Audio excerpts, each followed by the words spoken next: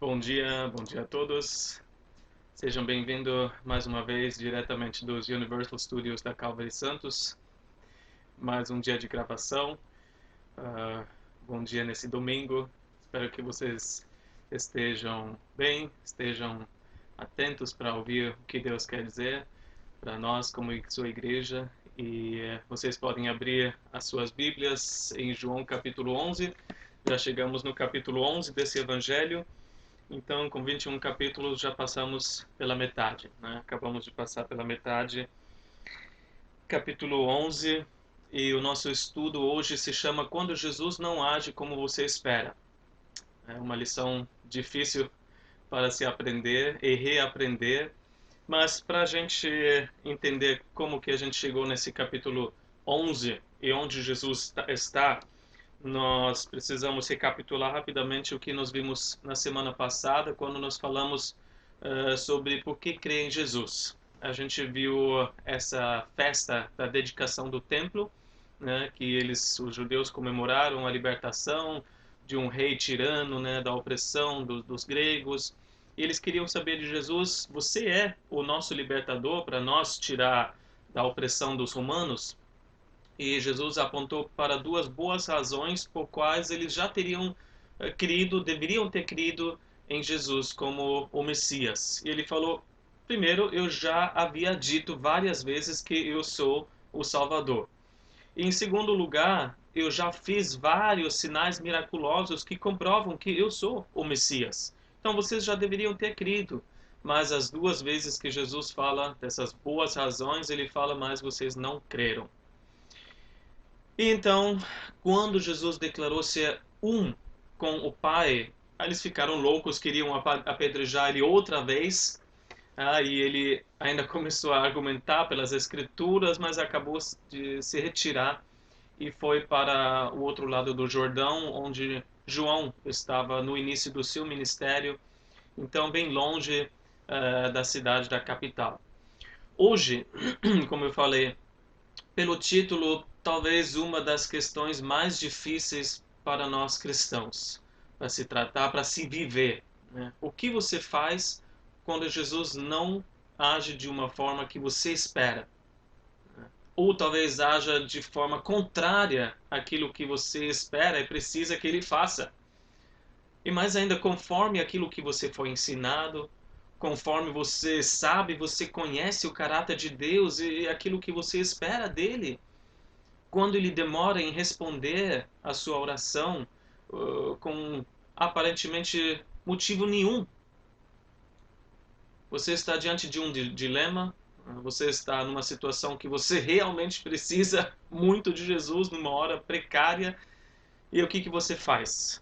Você se desanima, você questiona Jesus, você se enfraquece, ou você continua confiando? E nós vamos ver essa lição através da morte de Lázaro. Então, capítulo 11 de João diz assim os primeiros 3 versículos. Havia um homem chamado Lázaro. Ele era de Betânia, do povoado de Maria e de sua irmã Marta. E aconteceu que Lázaro ficou doente. Maria, sua irmã, era a mesma que derramara perfume sobre o Senhor e lhe enxugara os pés com os seus cabelos. Então as irmãs de Lázaro mandaram dizer a Jesus: Senhor, aquele a quem amas está doente. Em primeiro lugar, isso nos dá uma amostra dos relacionamentos profundos que Jesus tinha, né? Jesus sempre investiu em relacionamentos. Ele tinha amizades verdadeiras. Jesus dava importância para os relacionamentos, né? Compartilhando a sua vida com outros e ter outras pessoas compartilhando as suas vidas com ele. Então o foco dele não era apenas a minha missão, eu preciso salvar o mundo, e todas as pessoas que não têm nada a ver diretamente com essa missão podem ficar de lado, né? Quem não estiver diretamente ligado com a cruz e a salvação, desculpa meu amigo, mas eu não tenho tempo para tomar um café contigo não. Não, ele tinha tempo para tomar um cafezinho com o seu amigo. Ele vivia a sua missão de servir, de salvar em todo o tempo, de todas as formas. Todo o relacionamento no caminho dele era importante. E graças a Deus, Deus nos proporcionou amizades especiais também. Ao longo da nossa caminhada, ao longo da nossa vida, você tem amigos, eu tenho amigos, e nós precisamos cultivar essas amizades assim como Jesus fez. A Bíblia até fala em Provérbios 18, 24, a segunda parte, que existe um amigo mais apegado que um irmão. Então, graças a Deus por essas pessoas que Deus coloca na nossa vida, que são mais apegados, né? Na hora da angústia, a gente corre para quem? Para os nossos amigos. A gente pode se abrir com quem? Com os nossos amigos. E Jesus tinha 3 amigos especiais: Maria, Marta e Lázaro. Os 3 de Betânia. Betânia, mais ou menos meia hora de Jerusalém, 3 quilômetros, diz em versículo 18, do outro lado do Monte das Oliveiras. Uma viagem, porém, de onde Jesus estava, de 2 horas. Né? 2 horas para chegar onde Marta, Maria e Lázaro estavam. Maria, aparentemente a mais conhecida até da cidade, porque era o povoado de Maria.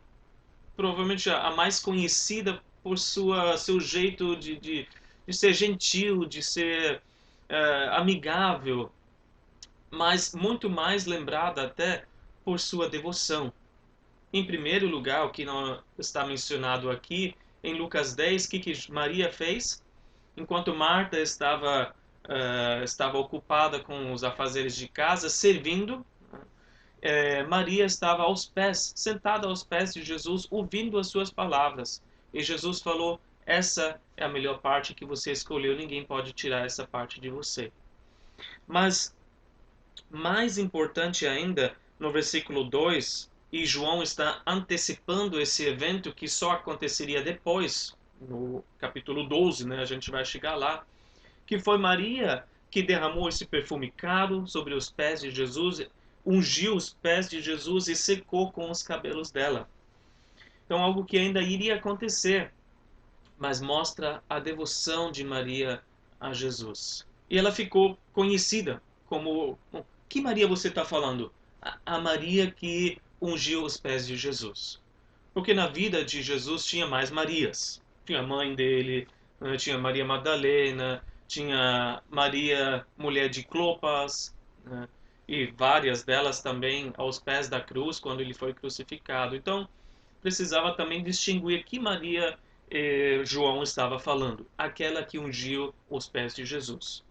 E Marta, como nós podemos entender de outras passagens, uma mulher hospitaleira, mais caseira, talvez serva nas coisas práticas, atenta às necessidades.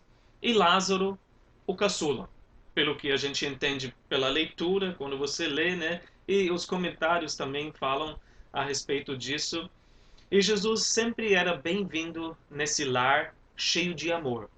Imagina, nos momentos difíceis da sua vida, passava, né, ou saía de Jerusalém, passava naquela casa e tinha um tempo para, né, voltar às suas forças, para ter um tempo com amigos, cheio de amor. E esse pedido, então, chega para Jesus, né, as irmãs enviando mensageiros, não sabe o que aconteceu. Era natural um relacionamento assim com Jesus de simplesmente avisar. Sabe que Lázaro está doente? Tá? A gente queria que você soubesse. Mas na verdade nem pedido é, né? Não é socorro, vem logo que Lázaro está morrendo, faz alguma coisa, vem curar Lázaro. Não, as irmãs tinham certeza. Jesus amava os 3. Jesus amava Lázaro. Jesus se importava com Lázaro e com elas. Então, assim que ele soubesse da situação, não tinha dúvida que ele viria. Não tinha dúvida que ele faria alguma coisa por essa amizade, esse amor que tinha entre eles. E essa não é a nossa expectativa também? Jesus, o Senhor curou tantas pessoas ao longo da sua vida aqui, tantas pessoas que nem eram filhos de Deus, que nem tinham amizade, que nem tinham um relacionamento baseado no perdão na cruz, como nós. Então, qual a nossa expectativa? Mais ainda porque nós temos certeza que Jesus nos ama também. Que ele nos curaria, que ele atenderia. Por que ele não nos curaria? Por que Ele não atenderia imediatamente às nossas necessidades? Assim que Ele souber, com certeza Ele vai estar ali ajudando. Assim que Ele souber que eu estou sofrendo, no final a gente pode colocar as nossas vidas nesse pedido. Senhor, aquele quem amas, eu, a quem tu amas, Senhor, eu estou doente, me ajuda, me cura. Ou qualquer outra situação de necessidade que a gente possa estar passando nesse momento. Eu estou sofrendo com a situação por causa do coronavírus, né? Essa situação econômica. Tu sabes, Senhor, eu, a quem o Senhor ama, está sofrendo. Cortaram o meu salário, estou recebendo menos. Talvez esteja prestes a ser mandado embora e não tenho mais certeza do meu emprego, da minha vaga.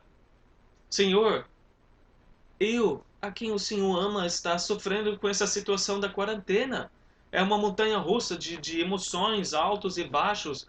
Senhor, eu não aguento mais, eu estou entrando em depressão e tudo que você possa sofrer por causa disso.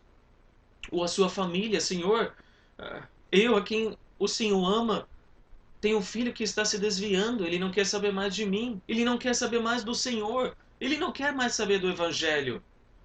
E o que a gente então espera do Senhor? Assim que Jesus souber, ele vai mandar socorro imediatamente, porque ele me ama. Mas Jesus, nessa história toda, tem um propósito maior. Isso é importante. Jesus tem um propósito maior na sua vida também. Versículos de 4 a 6. Ao ouvir isso, Jesus disse: essa doença não acabará em morte. É para a glória de Deus, para que o Filho de Deus seja glorificado por meio dela. Jesus amava Marta, a irmã dela, e Lázaro. No entanto, quando ouviu falar que Lázaro estava doente, ficou mais 2 dias onde estava. Jesus revela esse propósito maior. Doença, sim. Essa doença não acabará em morte, mas tem doença. Tem doença sim, existe dor, existe sofrimento, e é totalmente errado pensar que a vontade de Deus seja que os seus filhos nunca passem por doença ou sofrimento. Tem um grupo que fala assim: a vontade de Deus é que todos sejam curados. Então, se você não é curado, é o seu problema, você que não tem fé, você que está em pecado, Deus está julgando você. Mas não era o pecado de Lázaro, não era a falta de fé das irmãs, fazia parte do plano de Deus de permitir essa doença na vida de Lázaro para um propósito maior. Mas Jesus disse: fica calma, porque não acabará em morte. Interessante quando você faz as contas. Os mensageiros levaram 2 dias para chegar. Quando Jesus chegou até Betânia, Lázaro já havia morto por 4 dias. Jesus demorou 2 dias e levou 2 dias para a viagem. Se você faz as contas, acontece que quando os mensageiros chegaram no dia que Jesus ficou sabendo dessa notícia ruim, Lázaro já estava morto. Lázaro estava ou morrendo, já tinha sido sepultado naquele dia, mas Jesus sabia o que ele iria fazer: trazer Lázaro de volta à vida. Isso não vai acabar em morte. A morte possa fazer parte desse processo, né, do maior propósito de Deus, mas a morte não terá a última palavra nessa situação. E a morte possa até querer se intrometer na sua vida nesse momento. A morte do seu negócio, a morte das suas finanças, a morte dos seus planos, a morte até de um ente querido, talvez. Mas é a vida e não a morte que vai prevalecer. É a vida e não a morte que vai ter a vitória final. E o maior propósito de Deus é qual? A glória de Deus. A glória de Deus é o maior propósito que Deus tem nas nossas vidas. A glória de Deus que manifesta em Jesus. João 1 fala. Mas Paulo também diz, isso é interessante, em 2 Coríntios 4, versículo 6. Pois Deus que disse das trevas resplandeça a luz, Ele mesmo brilhou em nossos corações para a iluminação do conhecimento da glória de Deus. Onde? Na face de Cristo. Para a iluminação do conhecimento da glória de Deus na face de Cristo. Então, onde a gente vê a glória de Deus? Olhando para Jesus, olhando para a face de Jesus. A gente precisa olhar para Jesus e tomar uma decisão, porque quando a gente reconhece que Ele é Senhor e Salvador, nós damos glória a Deus. Isso também é glorificar a Deus. Filipenses 2:11 fala que toda língua confesse que Jesus Cristo é o Senhor, para a glória de Deus Pai. É para a glória de Deus, Jesus. E ele seria também glorificado porque seria o maior milagre que Jesus fez. Ele fez muitos milagres. Todo milagre, obviamente, é maravilhoso, é sobrenatural, é sem igual, mas esse milagre foi o clímax, principalmente dos 7 que João escolheu.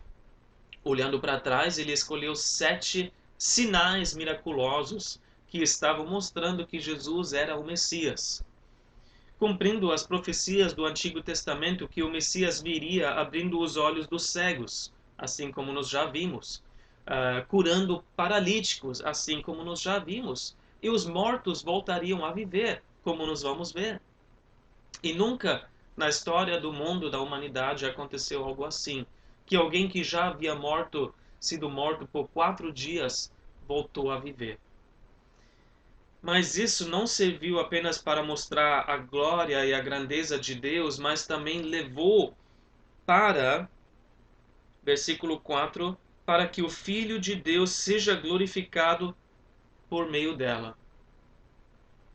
Por meio dessa situação. Porque é um termo, né? O Jesus é glorificado, é um termo da sua morte e da sua ressurreição. Porque o que aconteceu depois, como a gente vai ver, depois desse milagre, né, de trazer Lázaro de volta à vida? Também aconteceu o auge da oposição. Assim como muitos creram, os líderes religiosos fecharam os seus corações mais ainda, endureceram os seus corações, e versículo 53 a gente vê que naquele dia eles decidiram de matá-lo. Eles falaram, chega, essa foi a última coisa que ele fez, agora ele vai pagar, nós vamos matar ele. O que nós aprendemos com isso? A nossa oração deve ser, sim, apresentar os nossos pedidos, clamar, orar, esperar uma resposta e perseverar em oração. Mas o maior pedido de toda a oração deveria ser, Jesus, glorifica o teu nome. Eu oro isso, eu oro aquilo, eu oro, mas acima de tudo eu oro que o teu nome seja glorificado. Mesmo que eu venha sofrer alguma coisa através disso, ou por causa disso. Que o teu nome, Senhor, seja glorificado. Jesus, vocês viram, ainda reafirmou o seu amor, versículo 5. Ele amava Marta, a irmã dela, e Lázaro. Não apenas havia a confiança do lado das irmãs, né? Jesus nos ama. Jesus ama Lázaro. Ele ama nosso irmão. Mas a confirmação do evangelista de João, né? Inspirado pelo Espírito Santo, falando sim, Jesus amava realmente os 3. E cada um deles individualmente. Isso é importante ouvir, o amor individual por sua vida. Porque cada uma dessas pessoas era diferente, né? na sua personalidade principalmente. E assim Jesus ama você. Se você é mais direto, mais prático, mais aparentemente ativo, mas Jesus ama você, pro outro lado, se você é mais tímido, mais pensativo, aparentemente mais passivo. E Jesus ama você, caçula que está doente. Jesus ama você também. E por isso você precisa confiar no maior propósito de Jesus. Senão você vai questionar Jesus.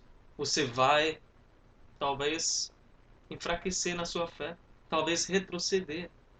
Por quê? O que nós vimos no versículo 6? Ele demorou deliberadamente. Jesus demorou deliberadamente. Como diz aqui, ele ficou mais 2 dias onde estava. Jesus deliberadamente demorou. As irmãs esperavam o quê? Assim que ele souber do nosso irmão doente, por causa do seu amor por nós, ele vai vir sem demora. Imediatamente ele vai socorrer. Por quê? No final das coisas, Jesus esperaria mais alguns dias, mais 2 dias, fazendo o quê? O que é mais importante para Jesus? O que é mais necessário nessa situação tão urgente? E o que a Bíblia diz? Nada, a gente não sabe o que fez. O meu palpite, ele não fez nada demais. Ele não fez nada de especial. Ele apenas ficou ali para chegar 2 dias depois, porque esse era o plano. E nós não entendemos por que Jesus age assim quando acontece conosco. A gente lê e fala, só 2 dias, né? Já estava morto mesmo. Mas isso quer dizer muita coisa para quem está sofrendo do outro lado. Quando a gente está numa situação com uma urgência óbvia, a gente já fala, chama a ambulância, leva para o hospital, consola os familiares, tá uma tragédia aqui, faz alguma coisa. Uma situação urgente não pode esperar. E você talvez esteja numa situação assim. Jesus precisa intervir. Jesus precisa fazer alguma coisa. Você ora, você clama e não tem resposta. Você espera, você continua clamando, você precisa dessa intervenção hoje, né? Para ontem. E a demora faz você imaginar e parece que Jesus está te ignorando. Você pensa, sou eu? A minha oração não está funcionando? Jesus me abandonou? O que está acontecendo? Quando, na verdade, Jesus não está indiferente. Jesus não parou de ouvir as suas súplicas. E é uma pena que no versículo 6, a NVI, versão que eu estou usando, ela traduz no entanto. No entanto, quando viu falar que Lázaro estava doente, ficou mais 2 dias onde estava. Porque traz uma ideia contrária, né, oposta, um contraste.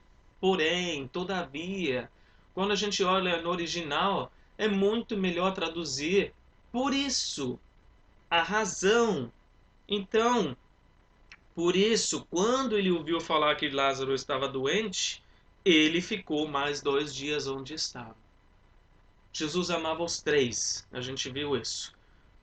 Ele amava os três e por isso, por causa do seu amor, ele decidiu ficar 2 dias a mais.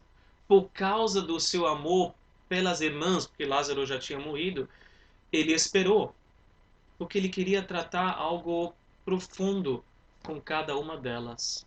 Porque no próximo estudo nós vamos ver como ele se aproxima e gasta um tempo individual com cada uma delas para tratar algo individual com cada uma delas, trabalhando a fé em Jesus na vida de cada uma delas. E assim a gente entende que não apesar, né, do amor de Jesus por nós, mas porque ele nos ama, é o seu amor que move ele a agir assim. Porque Jesus nos ama, ele permite que certas situações permaneçam na nossa vida. E essa é a lição difícil, porque ele ama a gente tanto que ele não quer que a gente continue sendo os mesmos. Ele quer trabalhar algo mais profundo em nosso caráter, que de outra forma não seria possível. Então ele escolheu essas situações, essas circunstâncias, para que a gente possa ser moldado, para que ele possa trabalhar na nossa vida. Porque a gente esquece tantas vezes que existe uma parte da nossa vida cristã que se chama vida interior, né? Vida interior do cristão. A gente é tão focado nas coisas externas que a gente esquece do nosso coração. E que existe algo que Jesus quer tratar dentro de nós. Agora mesmo, a gente está passando um tempo de espera. Todos esperam essa quarentena acabar. Todos esperam voltar ao seu trabalho de uma forma mais normal. Todos esperam rever os seus familiares, seus amigos, né? E tudo mais. Mas no momento de espera, Deus quer trabalhar em nosso caráter. Ele quer produzir frutos que de outra forma ele não poderia fazer crescer. A gente entende que mais 2 dias para Marta e Maria é um sofrimento. Seria um tempo agonizante, acrescentando isso para as irmãs. Mas Jesus usa até a dor. Ele usa até a dor para trazer um resultado mais glorioso ainda. Porque depois de 4 dias, quando Jesus finalmente chega, toda a esperança para Lázaro voltar já tinha acabado. Não tinha mais esperança nenhuma para Lázaro voltar, até por causa da aparência e por causa do cheiro. Porque dizem que após 72 horas, né, após a morte, acontece algo que nós vemos aqui, né, na vida, né, através da morte de Lázaro. Nas primeiras 72 horas, há uma decomposição dos órgãos internos. Mas depois começa a putrefação, o odor fortíssimo. Dizem que o corpo incha, e isso decorre por vários dias, e espuma de sangue sai pela boca, pelo nariz. Então, mesmo se as irmãs estivessem entradas, elas falariam: não tem mais jeito, está morto, mortíssimo mesmo. E também sentiram o cheiro, o odor, o fedor forte do lado de fora do túmulo. E assim o milagre se tornou maior ainda, demonstrando todo o poder e grandeza de Jesus. E às vezes, as falsas esperanças que a gente tem em coisas externas, nas coisas erradas, precisam morrer. A gente não pode se agarrar mais em mais nada. Precisa ficar sem chance de ressuscitar, para que nós possamos experimentar e ver o verdadeiro milagre de Jesus. Coisa que só Ele pode fazer. Então, resumindo a demora, que para as irmãs era agonizante, na verdade era um sinal do amor de Jesus. Porque não feriu, mas fortaleceu. No final, fortaleceu a fé delas. E vai fortalecer a nossa fé se a gente permitir ser tocado por Ele. Se a gente não retroceder, fechando o nosso coração, ficando com ressentimento, ficando com resignação, com amargura, Jesus vai operar. Mas imagina como as irmãs se sentiram. Quando os mensageiros chegaram, Lázaro já estava morto por 2 dias, e eles ouvem Jesus falou: a doença não vai acabar em morte. E elas olham, ele já está morto. Além da tristeza de ter perdido o irmão, elas devem ter pensado: eu não sei se eu posso confiar mais em Jesus. O que ele falou, obviamente, não aconteceu. Que profeta é esse? Que desespero, que dúvidas que deveriam ter subido na cabeça delas. Mas elas tinham uma chance, quando Jesus falou com elas, de crer novamente, de confiar nele, em algo maior, na glória de Deus se manifesta.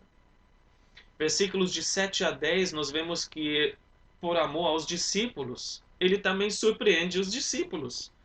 Versículo 7 diz assim: depois disse aos seus discípulos: vamos voltar para a Judeia.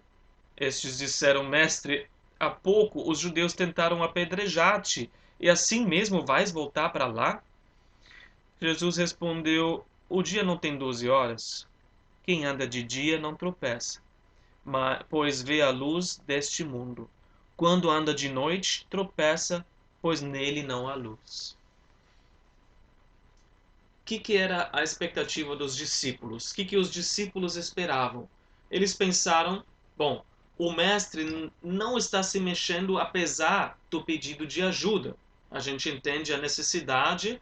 Eles esperavam Jesus ir de encontro, né? Assim como Maria e Marta também, logo de encontro à necessidade. Mas eles pensaram, por tudo que eles sabiam dos últimos dias e semanas, é melhor não ir.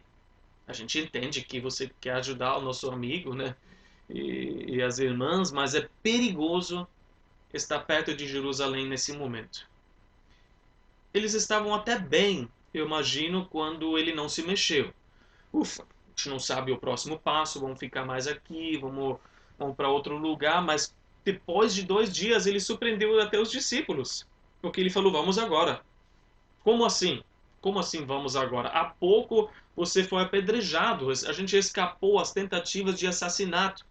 A gente entende a necessidade de ajudar o amigo, né, de estar presente para as irmãs, mas o perigo é muito maior do que a necessidade. Então a gente vai ficar aqui, Jesus, né? Mas Jesus fala, vocês não estão entendendo. Existe um tempo para eu agir. E ele fez essa comparação com o dia que tem 12 horas de luz que são determinadas para você trabalhar, para as suas atividades, e o resto é descanso, o sono. Jesus tinha um tempo determinado por Deus para agir nessa terra. No tempo de Deus, ele iria chegar no seu fim, né, na cruz, na ressurreição e ascensão. Mas enquanto isso, ele estava protegido. Ele precisava agir. Ele não tinha saído de Jerusalém por medo. Né? Ah, eu não quero morrer. Ele sabia que na hora certa, na Páscoa, ele iria morrer. Mas até lá, até essa hora, ele podia fazer o que quiser. Ele simplesmente saiu de lá da outra vez para não ficar preso e morrer naquele momento. Então, ele deu um passo para trás, mas agora está se aproximando novamente. Existe um tempo determinado por Deus. E isso dá umas lições para nós também. Nós precisamos agir no tempo determinado por Deus. O fato que Deus determinou um tempo, primeiro nos dá alívio, porque quer dizer o quê? Sempre há tempo suficiente para fazer a vontade de Deus. Se você está reclamando, eu não tenho tempo para nada, o dia para mim teria que ter 30 horas. Eu chego no final do dia e não consegui fazer metade da lista das coisas que eu queria fazer. Então você precisa parar e avaliar. Será que tudo que eu estou fazendo é vontade de Deus? Porque Deus te deu tempo suficiente, determinado para fazer a vontade dele. Enquanto você anda na luz de Deus, você não precisa se preocupar. Viva, né? Viva a vontade de Deus. Mas, por outro lado, a gente também entende que esse tempo que nós é dado não é eterno. A gente só tem um tempo determinado para agir nessa terra. E a gente não pode desperdiçá-lo. A gente precisa agir no tempo de dia, né? Para que a gente faça toda a missão, cumpra toda a missão por qual Deus nos enviou também. Nós estamos vivendo, inclusive, um tempo único nesse mundo. Um tempo que tem muitas oportunidades. O que Deus quer que você faça? O que Deus quer que nós façamos? Eu creio que esta janela de oportunidades vai se fechar mais cedo ou mais tarde, né? Logo, logo pode passar. Esse tempo de pregar o evangelho da forma como nós podemos fazer hoje vai passar. O tempo de investir na nossa vida espiritual, agora você está confinado em casa, isso também vai passar. Você tem aproveitado o tempo que Deus te deu ou você tem desperdiçado esse tempo fazendo coisas fúteis? Que não mudaram nada na sua vida, que não acrescentaram nada e não vão mudar nada na sua vida lá na frente. O que você tem feito com o tempo designado por Deus para você? E mais uma coisa sobre o nosso tempo. Quando você está no tempo de Deus, você sempre acaba surpreender outras pessoas também. Como assim? Você, obedecendo a Deus, vai tomar decisões que outros não vão entender, que vão surpreender outros. Porque você segue o tempo de Deus, você segue a vontade de Deus. Por exemplo, nesse momento, principalmente nos Estados Unidos, mas aqui já tenho, aqui vai chegar também com a mesma força, há uma pressão sobre os pastores para reabrirem as suas igrejas, né? Mesmo ainda em tempo de quarentena, em tempo de lockdown e tudo mais, porque existe um movimento que é muito mais contra a perda dos direitos civis, né? Então, nós vamos abrir a nossa igreja assim, ninguém pode mandar em nós, E infelizmente o foco disso acaba sendo muito mais a briga com o governo do que o próprio evangelho. Mas eu não digo nada se realmente essa pessoa ouviu de Deus, você precisa abrir a sua igreja, amém. Mas ao mesmo tempo existem pessoas com quem Deus falou e simplesmente eles dizem, ainda não há tempo para nós abrir a igreja. E talvez o governo já fala, agora todo mundo pode voltar. E determinado pastor fala, não, eu não senti isso ainda de Deus, nós ainda vamos esperar, apesar da permissão do governo, né, de se reencontrar novamente. E amém para isso. No final, Jesus abriu mão dos seus direitos, né, ao trono, a ficar, né, no trono e não se tornar um ser humano. Ele abriu mão e o resultado foi algo muito mais glorioso para nós, a nossa salvação. Então, no tempo de Deus, cada um precisa ouvir o que Deus quer que você faça. Versículos de 11 a 16. Nós vamos ver como Jesus também mostra o seu amor pelos seus discípulos. Depois de dizer isso, prosseguiu dizendo-lhes: Nosso amigo Lázaro adormeceu, mas vou até lá para acordá-lo. Seus discípulos responderam: Senhor, se ele dorme, vai melhorar. Jesus tinha falado de sua morte, mas os seus discípulos pensaram que ele estava falando simplesmente do sono. Então lhes disse claramente: Lázaro morreu. E para o bem de vocês, estou contente por não ter estado lá, para que vocês creiam. Mas vamos até lá, vamos até ele. Então Tomé, chamado Dídimo, disse aos outros discípulos: Vamos também, para morrermos com ele. Primeiro, Jesus descreveu a morte para eles. Eles não entenderam primeiro, então ele teve que falar: Lázaro morreu, né? Mas primeiro ele falou a versão certa, né? A morte como sono. E os discípulos falaram: então ele está dormindo. Não, porque para nós, até nós cristãos, a morte parece algo tão final, não é? Morreu, não está mais. E a gente nem pensa que essa vida continua existindo, né? Na verdade, a morte para nós cristãos deve ser algo leve, como adormecer e acordar em outro lugar. Eu li uma boa ilustração de um pai que está com o seu filho à noite, né, lê uma história ou canta uma música e logo esse filho adormece, né, e o pai vai e leva ele até a cama, né, até a cama dessa criança, deita ali. Quando a criança acorda, ela percebe: estou em outro lugar, mas eu adormeci nos braços do pai e ele me levou para um lugar mais seguro, né? Mais aconchegante, de descanso.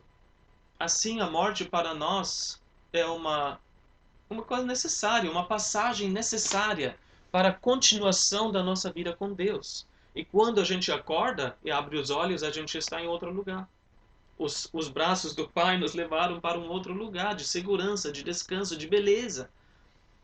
E por isso nós não devemos ter a tristeza como pessoas têm que não têm esperança. Jesus mostra seu amor para com os discípulos como para com todos. Ele mostrou seu amor através dessa forma de agir tão diferente do que esperavam, dessa forma estranha, e tudo isso era por causa do seu amor. O seu amor por Lázaro, por Maria, por Marta, em esperar 2 dias e atender o pedido depois.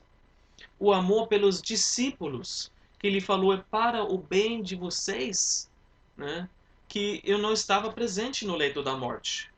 Porque com certeza eu teria curado Lázaro e vocês não teriam experimentado o milagre maior que vocês ainda vão ver com os próprios olhos.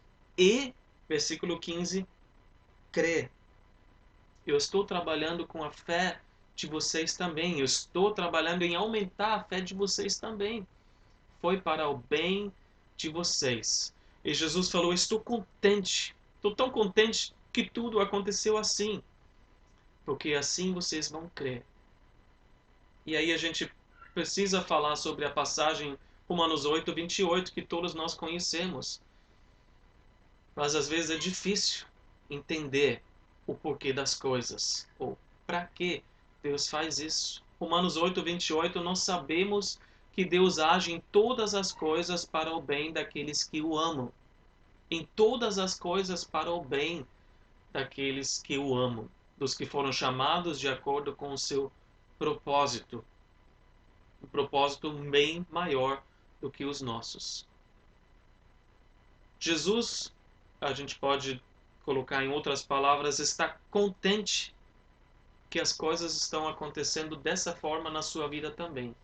Mas se Jesus soubesse, se Jesus estivesse aqui, ele está vendo, ele está fazendo tudo para um propósito maior. Ele está contente porque ele está agindo para o seu bem no final. Mesmo que você não entenda, é porque ele ama você e você ama ele. Romanos 8, 28, né? Para o bem daqueles que o amam. Então, se nós cremos que Deus tem toda a sabedoria, que ele é todo soberano, ele vê o problema de vários ângulos, né? Ele tem as oportunidades em vista, ele sabe as soluções que a gente nem sonha. Quer dizer que a gente precisa confiar nele. A gente precisa confiar nesse Deus. E os discípulos precisavam entender isso também. Jesus precisava ir lá fisicamente, embora ele pudesse ter trazido Lázaro de volta com estalar de dedos, com uma palavra só, com um pensamento, nem precisava estar ali, só da distância, mas para que todos pudessem testemunhar, ele falou, vamos até ele. E aí a gente tem o último versículo de Tomé, né, o Tomé, o gêmeo, ele disse aos outros discípulos, vamos também para morrermos com ele. Tomé não entendeu nada, né? Ele ouviu morte. Morte? Morte? Ele quis mostrar a sua lealdade. Já que a gente vai para a morte certa em Jerusalém, estamos contigo, Jesus, estamos juntos. Tipo Pedro, né, que falou, mesmo que todos os outros abandonem você, se eu preciso morrer contigo, eu vou. Eu nunca vou te negar. E a próxima coisa que ele fez é negar Jesus. É complicado quando a gente age no nosso orgulho, né, confiando na nossa própria capacidade, né? E infelizmente totalmente errado nos próprios pensamentos, porque enquanto os discípulos estavam com a cabeça cheia de morte, morte, morte, morte, Jesus estava pensando em quê? Ressurreição, vida. Jesus sabia que ele iria lá para trazer Lázaro de volta à vida. Ele falou, eu vou até lá para acordá-lo. Eu vou até lá para trazer ele de volta à vida. E até a respeito da sua própria vida, anteriormente ele já tinha dito várias vezes aos discípulos, eu vou morrer, mas eu vou ressuscitar. Só parece que os discípulos estavam assim o tempo todo, né?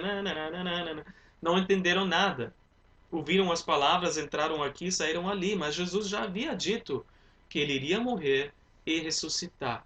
Nos pensamentos de Jesus estava vida. E no final, a morte não vai vencer, mas a vida. E quando nós morremos, quando nós ressuscitamos, experimentamos a ressurreição, nós vamos cantar, como diz em 1 Coríntios 15, a morte foi destruída pela vitória. Onde está a morte a sua vitória? Onde está a morte o seu aguilhão? Nós vamos cantar com alegria, nós vamos olhar para trás e dizer, de fato, todas as coisas cooperaram para o nosso bem. Todas as coisas. Até, lembra daquela vez na quarentena?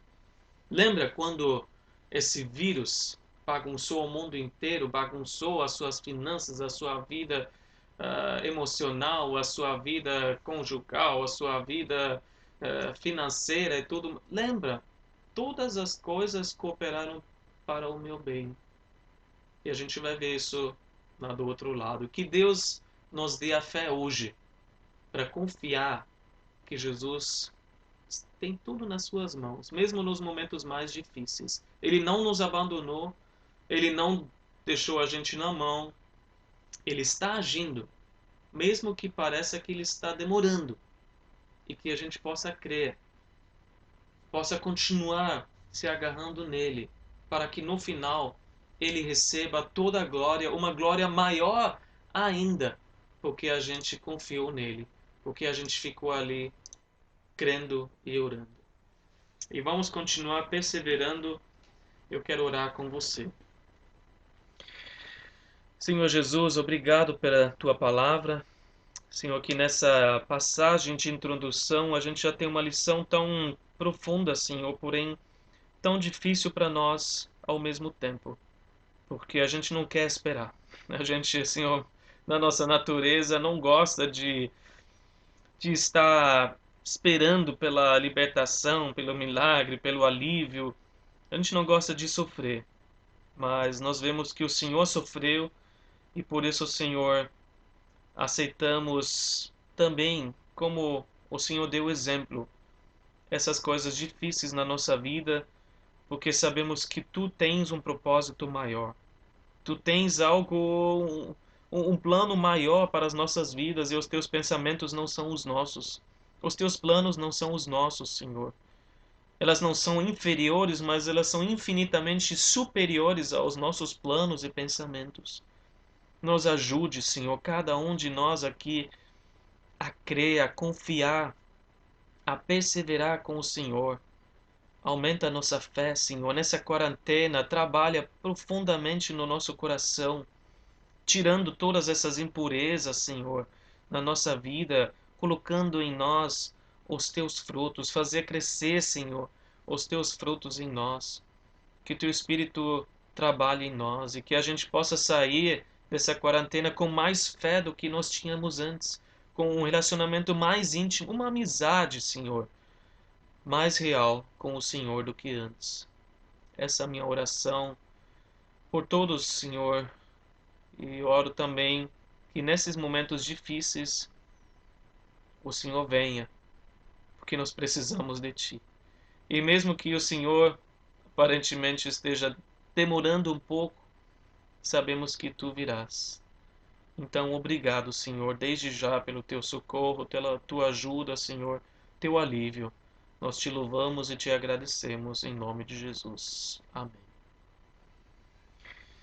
Que Deus te abençoe, que Deus te dê uma boa semana e que você possa erguer a sua cabeça e ficar esperançoso, animado para aquilo que Deus vai fazer certamente na sua vida e vai fazer também nesse mundo, né? Nós queremos simplesmente ser fiéis nas coisas que Deus nos deu e eu oro que você tenha esse discernimento para saber qual é a vontade de Deus para a sua vida nesse momento. Um grande abraço e que Deus abençoe. Até a próxima.